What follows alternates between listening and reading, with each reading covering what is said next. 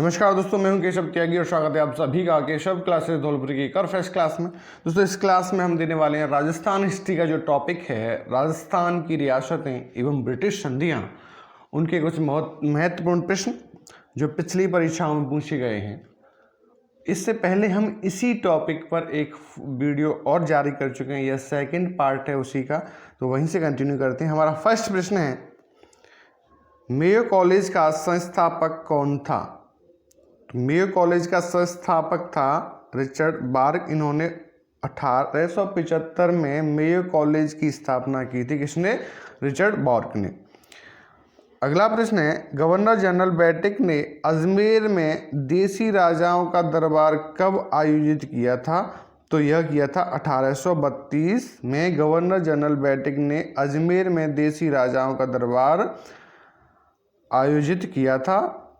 तो इसकी व्याख्या हम देखें तो कह सकते हैं, जनवरी 1832 ईस्वी में गवर्नर जनरल लॉर्ड बैटिक ने अजमेर में देसी राजाओं का दरबार आयोजित किया, जिसमें टोंक के नवाब अमीर खां, उदयपुर के महाराणा जवान सिंह, जयपुर के महाराज जय सिंह, कोटा के महाराज राम सिंह, किशनगढ़ के महाराजा कल्याण सिंह, बूंदी के महाराज किशोर सिंह ने भाग लिया।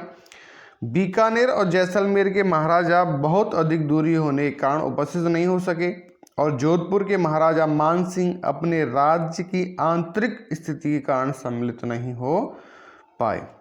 तो अगर प्रश्न है, गवर्नर जनरल बैटिक ने अजमेर में देसी राजाओं का दरबार कब आयोजित किया था? तो वो किया था जनवरी 1832 में।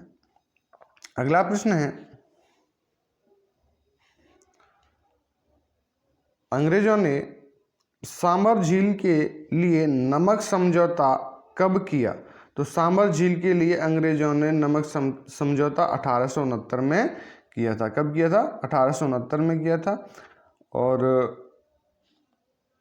इसकी व्याख्या हम देखें तो, राजस्थान के नमक पर अंग्रेजी एकाधिकार स्थापित करने का सुझाव भरतपुर के रेजिडेंट वॉल्टर का था। उसने सरकार को लिखा कि भरतपुर में उत्पादित 13 लाख मन से अधिक नमक उत्पादन से भरतपुर सरकार केवल 3 लाख रुपए प्रतिवर्ष कमाती है, परंतु यदि अंग्रेज सरकार नमक पर अधिकार करके बेचें तो 40 लाख रुपए की आमदनी हो सकती है। 1868 ईस्वी में अंग्रेज सरकार ने भरतपुर के नमक पर एकाधिकार करके 33 लाख रुपए कमाए। इसके बाद अंग्रेजों की कुदृष्टि सांबर झील के नमक पर पड़ी। ये झील जयपुर एवं जोधपुर राज्य के संयुक्त अधिकार में थी, अतः अंग्रेज सरकार ने इन राज्यों से नमक समझौता करने पर दबाव डाला और जयपुर के नरेश राम सिंह व दीवान शिवदान तथा जोधपुर के शासक तख्त सिंह ने 1869 में अंग्रेजों से नमक समझौता किया। अगला प्रश्न है,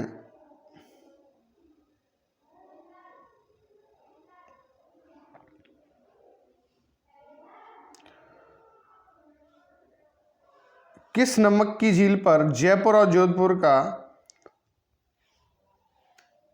रियासतों का साझा अधिकार था? तो वो अभी मैंने बताया, सांबर झील पर जयपुर रियासत और जोधपुर रियासतों का साझा अधिकार था। महाराजा, नेक्स्ट प्रश्न है, महाराजा तख्त सिंह के राज्याभिषेक के उत्सव में कौन सा पॉलिटिकल एजेंट सम्मिलित हुआ? तो वह हुआ था जॉर्ज लूडो। कौन हुआ था? जॉर्ज लूडलो। वे तत्कालीन वहाँ के पॉलिटिकल एजेंट थे। तो तख्त सिंह का जो राज्याभिषेक उत्सव था उसमें जॉर्ज लूडलो ने भाग लिया, सम्मिलित हुए 1 दिसंबर 1843 को।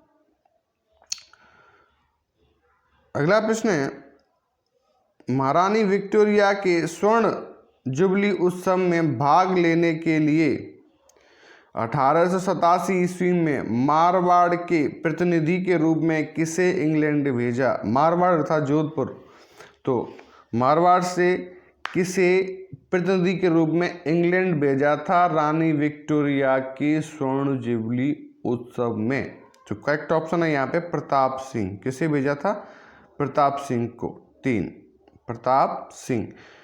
1887 में रानी विक्टोरिया के शासन के 50 वर्ष पूर्ण होने पर लंदन में स्वर्ण जयंती समारोह में महाराज जसवंत सिंह ने प्रताप सिंह को महाराजाधिराज की उपाधि देकर के इंग्लैंड भेजा था, एक प्रतिनिधि के रूप में। अगर उपाधि पूछ लेता है कौन सी उपाधि दी थी, तो महाराजाधिराज उपाधि देकर के जसवंत सिंह ने प्रताप सिंह को भेजा था। अगला प्रश्न है,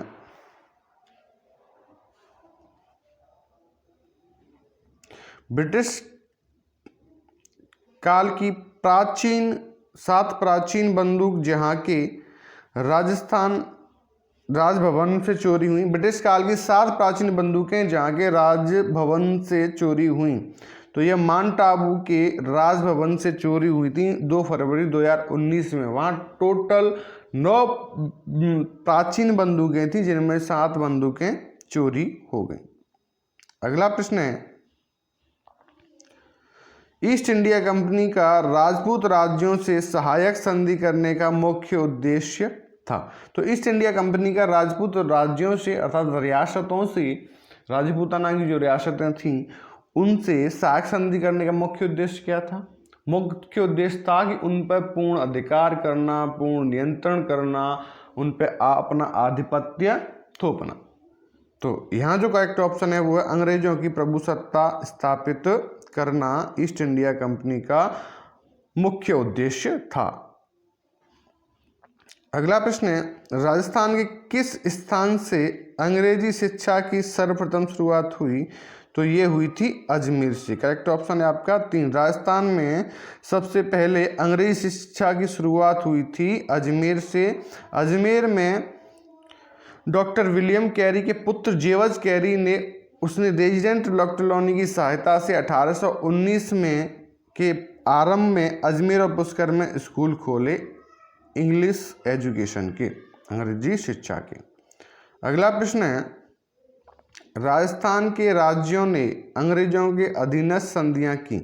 कथन ए है और कथन आर है, उनको साम्राज्यवादी शक्ति के संरक्षण की आवश्यकता थी। यानी इस प्रश्न में 2 कथन हैं, उन दोनों को ही देखना है। फर्स्ट कथन कहता है ए, राजस्थान के राज्यों ने अंग्रेजों के साथ अधीनस्थ संधियां की थीं, जो जी बिल्कुल की थी, सही है। कारण आर, उनको साम्राज्यवादी शक्ति के संरक्षण की आवश्यकता थी। साम्राज्यवादी शक्ति के संरक्षण की आवश्यकता थी, ये भी बात सही है। और कारण भी है कि अंग्रेजों ने अधीनस्थ संधियां क्यों की? क्योंकि उनको साम्राज्यवादी शक्ति के संरक्षण की आवश्यकता थी। तो हम कह सकते हैं ये दोनों ही कथन सही हैं और कथन आर कथन ए की व्याख्या सही व्याख्या करता है। तो यहाँ जो करेक्ट ऑप्शन है वो है कथन ए और आर दोनों सही हैं और आर ए का सही स्पष्टीकरण है। तो करेक्ट ऑप्शन फर्स्ट। अगला प्रश्न है,